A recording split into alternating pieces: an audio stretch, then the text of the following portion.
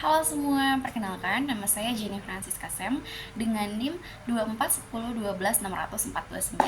Di video kali ini saya ingin menjelaskan materi singkat atau rangkuman yang sudah saya buat mengenai materi model-model komunikasi. Yang pertama, saya ingin membahas tentang pengertian dari model-model komunikasi terlebih dahulu. Pengertian model komunikasi adalah gambaran yang sederhana dari proses komunikasi yang memperlihatkan kaitan antara satu komponen komunikasi dengan komponen komunikasi yang lainnya. Namun ada juga loh teman-teman beberapa pengertian dari model-model komunikasi menurut para pakar atau tokoh penting di dalam ilmu komunikasi. Yang pertama, ada menurut West dan Turner. Menurut West dan Turner, model komunikasi itu didefinisikan sebagai representasi visual yang disederhanakan nih teman-teman, dan dari hubungan-hubungan yang rumit itu dalam proses komunikasi disederhanakan, kemudian jadilah model-model komunikasi. Kalau menurut yang kedua, itu ada dari Diane Barlen. Di sini, Diane Barlen menyebut model komunikasi sebagai usaha mencipta ulang dalam bentuk fisik atau simbolik hubungan yang diduga eksis di antara objek atau kekuatan yang diteliti. Jadi di sini Diane Barlen itu menyimpulkan bahwa model-model komunikasi itu seperti definisi mencipta ulang atau mencipta ulang dari bentuk fisik gitu teman-teman. Jadi lebih mudah dipahami, makanya disebut model-model komunikasi seperti itu. Yang ketiga, itu ada menurut pengertian dari B. Aubrey Fisher. B. Aubrey Fisher sendiri di sini mengatakan bahwa model komunikasi adalah analogi yang mengabstraksikan dan memilih dari bagian keseluruhan unsur, sifat, atau komponen yang penting dari fenomena yang dijadikan model. Di sini Aubrey Fisher lebih menjelaskan nih teman-teman kalau misalkan di model komunikasi ini itu seperti pengertian analogi yang diabstraksikan atau dijabarkan dan dipilih bagian keseluruhannya dari unsur-unsurnya, sifatnya, atau komponennya, sehingga terbentuklah fenomena-fenomena yang membentuk model-model komunikasi. Kurang lebih seperti itu pengertian daripada model komunikasi menurut para pakar atau tokoh penting dalam ilmu komunikasi ya teman-teman. Tentunya dibuat model-model komunikasi ada tujuan dan juga serta fungsinya ya teman-teman. Yang pertama, tujuan dan fungsi dari model komunikasi adalah untuk memahami fenomena komunikasi secara lebih baik. Karena di model-model komunikasi ini bisa menjelaskan ciri-ciri daripada utama komunikasi. Dan yang kedua, itu ada menurut Teach. Saya mohon maaf kalau penyebutan namanya salah. Jadi menurut Teach, itu ada beberapa tujuan dan fungsi dari model komunikasi. Yang pertama adalah mengorganisasikan. Di sini beliau menjelaskan bahwa dari fungsi model-model komunikasi bisa mengorganisasikan atau mengorganisir kemiripan data dan juga hubungan yang tadinya tidak teramati teman-teman. Fungsi dari atau tujuan dari model komunikasi adalah prediktif. Prediktif sendiri di sini pengertiannya adalah memungkinkan peramalan dari sekedar tipe ya atau tidak hingga yang kuantitatif yang berkenaan dengan kapan dan berapa banyak. Pengukuran di sini berfungsi untuk mengukur fenomena yang diprediksi. Seperti itu tujuan dan juga fungsi daripada model-model komunikasi ya teman-teman. Kiranya kita dapat memahami bahwa model komunikasi dibuat juga mempunyai tujuan dan juga berserta fungsinya. Model komunikasi sendiri mempunyai 3 bagian penting atau 3 bagian utama dari model komunikasi. Yang pertama adalah model komunikasi linear atau model komunikasi satu arah. Yang kedua ada model komunikasi interaksi atau interaction ya teman-teman. Dan yang ketiga adalah model komunikasi transaksional. Di video ini saya akan membahas rangkuman-rangkuman singkat tentang pengertian daripada model-model komunikasi tersebut. Yang pertama, saya ingin menjelaskan tentang model komunikasi linear atau model komunikasi satu arah. Di model komunikasi ini, itu dikemukakan oleh Claude Shannon dan juga Warren Weaver pada tahun 1949 di dalam bukunya yang berjudul The Mathematics of Communication. Di sini mereka membuat model komunikasi terinspirasi dengan daripada teknologi telepon atau juga teknologi radio. Jadi mereka karena tertarik atau terinspirasi dari teknologi telepon juga radio tersebut, mereka akhirnya membuatlah atau mengemukakanlah model komunikasi linear atau satu arah ini.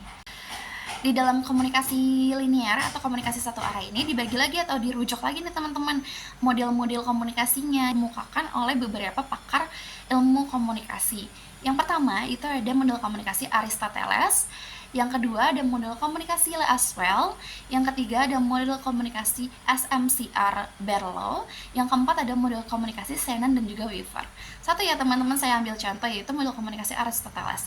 Model komunikasi Aristoteles ini menjadi bagian dari model komunikasi linear atau satu arah, tapi di sini di model komunikasi Aristoteles lebih lagi dibahas tentang lebih dirinci dan juga lebih detail mengenai bagaimana caranya kita public speaking yang baik, bagaimana kita berbicara yang baik dan benar di depan banyak orang. Untuk yang kedua, ada namanya model komunikasi interaksional. Di model komunikasi interaksional ini terjadi untuk tujuannya saling mempengaruhi ya teman-teman. Di model komunikasi ini juga digambarkan bahwa penerima pesan akan memberi respon terhadap pesan baik secara verbal maupun yang pesan secara non-verbal. Dan juga dengan kata lain, model komunikasi ini berlangsung dua arah ya teman-teman, baik dari pengirim kepada penerima maupun penerima kepada pengirim. Untuk yang ketiga, ada namanya model komunikasi transaksional. Di model komunikasi transaksional ini dikembangkan oleh Barlan pada tahun 1970. Komunikasi transaksional ini melihat proses komunikasi sebagai fenomena yang lebih rumit teman-teman, bukan hanya sekedar transmisi dan juga interaksi. Jadi di model komunikasi ini lebih menggarisbawahi bahwa pengirim dan juga penerima pesan yang berlangsung itu melakukan komunikasi secara terus-menerus dalam sebuah episode komunikasi. Bisa kita ambil contoh pada saat debat cawapres dalam pemilu kemarin teman-teman, itu terjadi model komunikasi transaksional karena komunikasi yang terjadi di dalamnya itu secara terus-menerus dan juga ada komunikasi yang intens di dalamnya. Selain daripada 3 bagian dari model-model komunikasi yang sudah saya paparkan barusan, ada juga loh teman-teman dari model komunikasi yang dipaparkan atau dikemukakan oleh para pakar ilmu komunikasi. Salah satunya yang pertama adalah model SR atau model stimulus respon. Model ini tuh lebih dipengaruhi oleh disiplin psikologi, lebih membahas terkait kata-kata verbal atau isyarat-isyarat non-verbal atau dari gambar dan juga tindakan-tindakan tertentu. Yang kedua itu ada dari model Newcomb. Di model Newcomb ini itu lebih memandang sama nih teman-teman, komunikasi dari perspektifnya psikologi sosial. Dalam kesempatan kali ini, saya tertarik membahas lebih detail terkait salah satu contoh dari model komunikasi linear atau model komunikasi satu arah, yaitu model komunikasi SMCR-Berloc. Kenapa? Karena model komunikasi ini menurut saya itu unik ya teman-teman. Dia susah gampang untuk dipahami.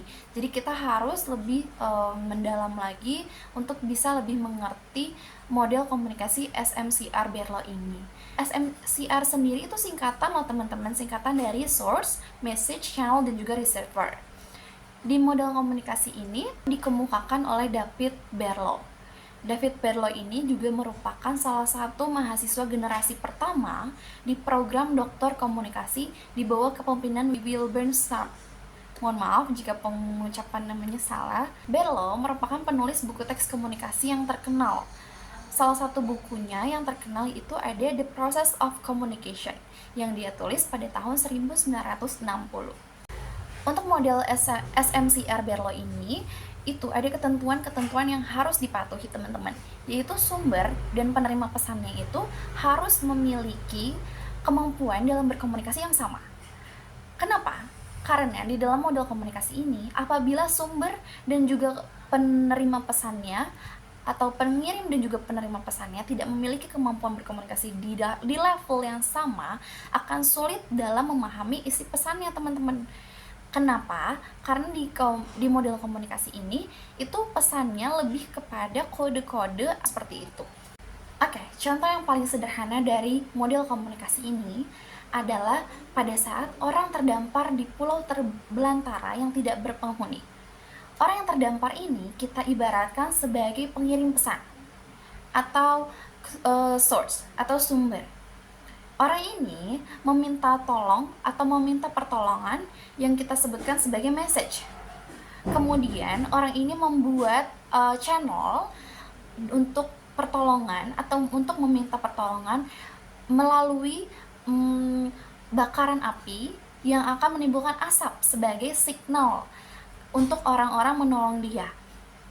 Sebagai signal ini salah satunya bisa juga asap, bisa juga sebuah tulisan di pasir pantai, tulisan help atau apapun itu untuk melihat untuk orang-orang dapat melihat bahwa dia ini orang yang tersesat di pulau tersebut. Dalam studi kasus orang terdampar ini, ada dua yang bisa kita simpulkan untuk orang yang dapat menjadi kualifikasi penerima pesan di sini.